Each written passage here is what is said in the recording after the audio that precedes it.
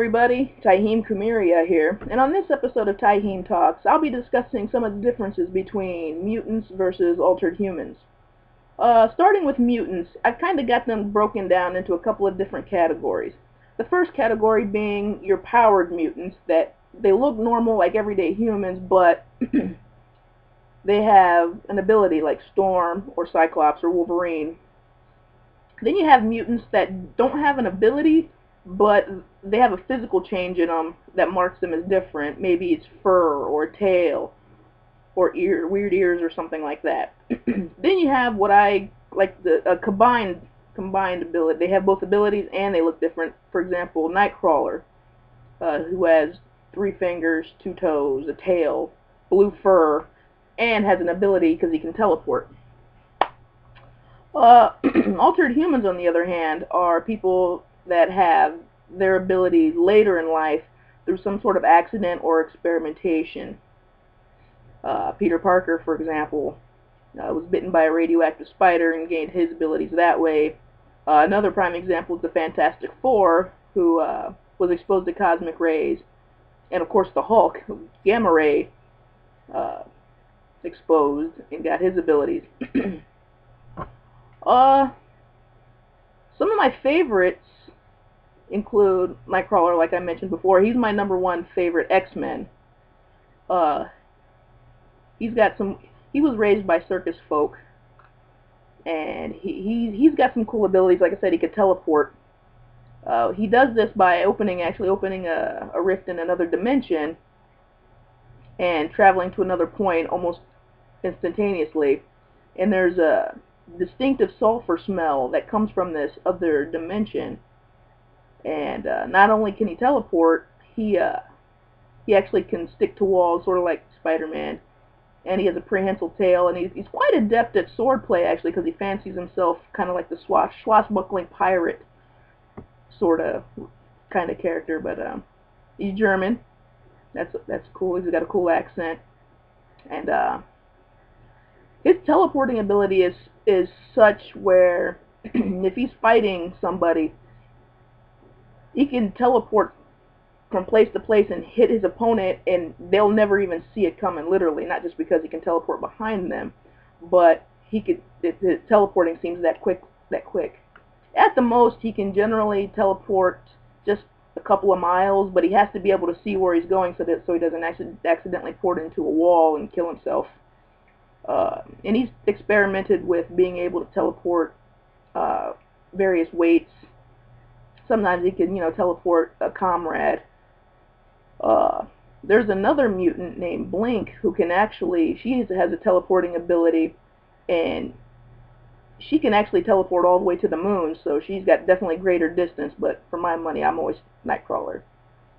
Some other cool mutant abilities, some of my favorites actually, is Wolverine's healing factor. Because of this healing factor, it wasn't found out till later that he's actually over 100 years old, because his cell regeneration keeps him young. He fought in World War II alongside Captain America, actually, and he was born in 1800s Canada. And some other cool abilities, I like Multiple Man. He can make multiple copies of himself.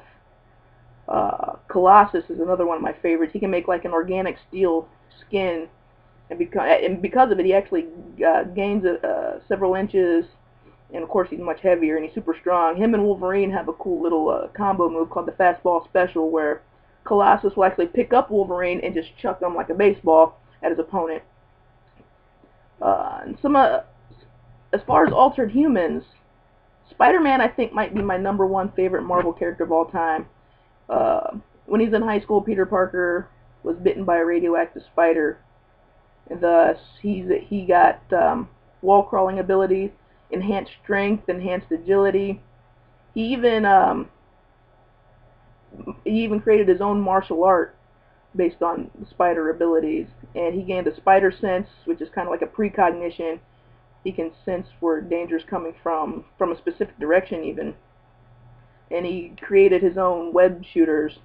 He can swing through the air with the greatest of ease. The Fantastic Four, they've got some cool abilities.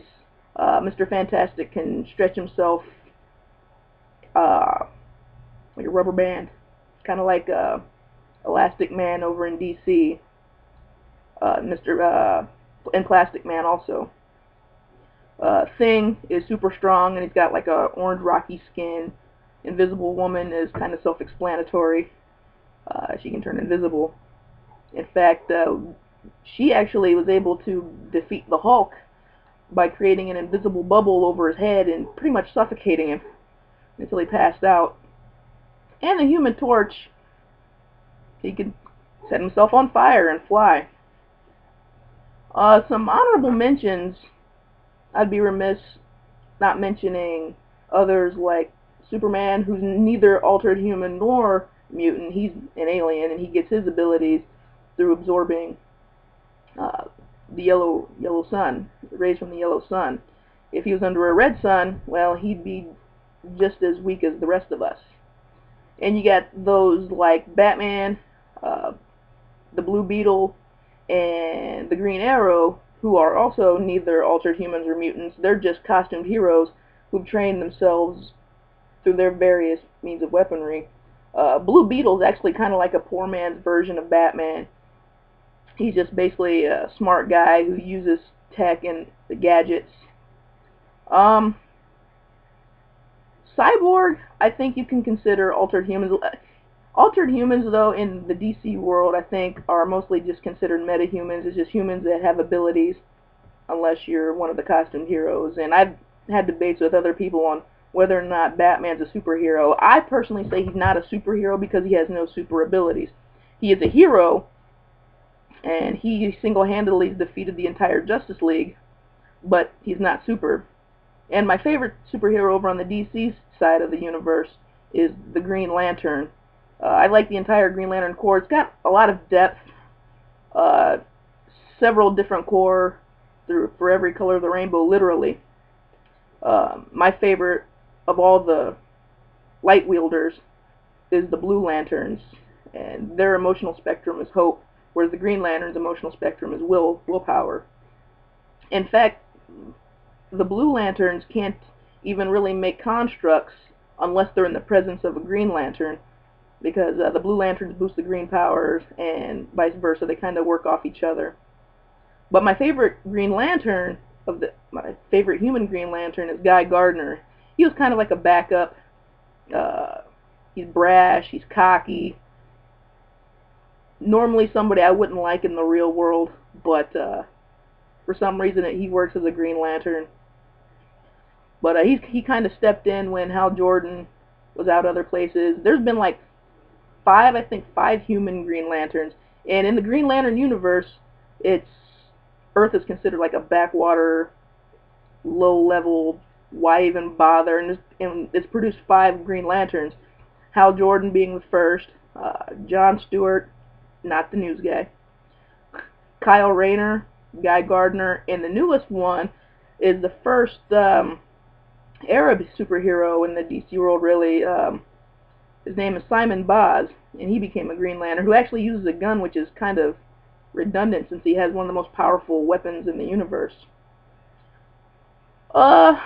That's really all I can think of to talk about in this particular subject.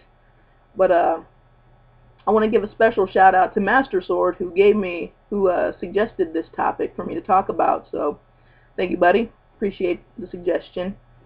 And if you guys got something you'd like me to talk about, comment in the comment section below. You don't have to be clean, but please do be respectful. That's all I ask. And tune in next time to the next episode of Tyheam Talks. See you later. Bye-bye.